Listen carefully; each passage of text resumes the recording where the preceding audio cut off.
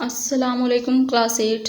आज मैं आप लोगों के साथ एक्सरसाइज 6.5 शेयर करने लगी हूँ। Question number 3।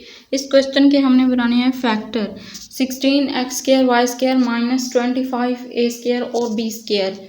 तो ये देखें, इसको पहले हम एक फार्मूले की फॉर्म में लेके आते हैं। तो 16x² और y² है, तो क्योंकि हम इस फार्मूले के मुताबिक क्वेश्चन को बनाने की कोशिश कर रहे हैं a² - b²। तो 4 का अगर स्क्वायर हो तो 4 को मल्टीप्लाई करना होता है 4 से, तो 4 × 4 होता है 16।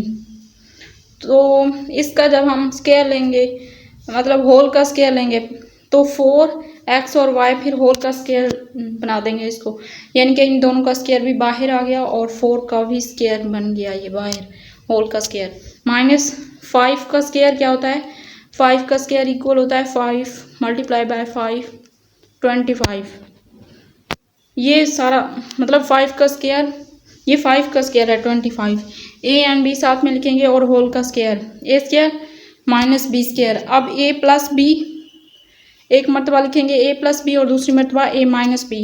तो 4xy + 5ab 4xy - 5ab। तो ये हमारे पास बन गए फैक्टर।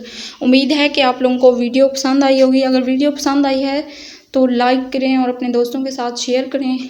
अगर आप मेरे चैनल पर न्यू हैं तो चैनल को ज़रूर सब्सक्राइब कर लें। इस तरह की मज़ीद वीडियोस देखने के लिए मिलते हैं नेक्स्ट वीडियो में। तब तक के लिए अल्लाह हाफिज़।